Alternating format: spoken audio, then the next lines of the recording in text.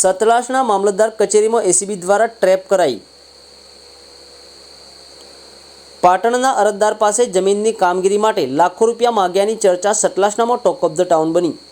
સાંજે 4:30 વાગે મામલતદાર કચેરીનો ગેટ બંધ કરી ટ્રેપ ગોઠવી રંગે હાથ ઝડપી લીધાની ચર્ચા।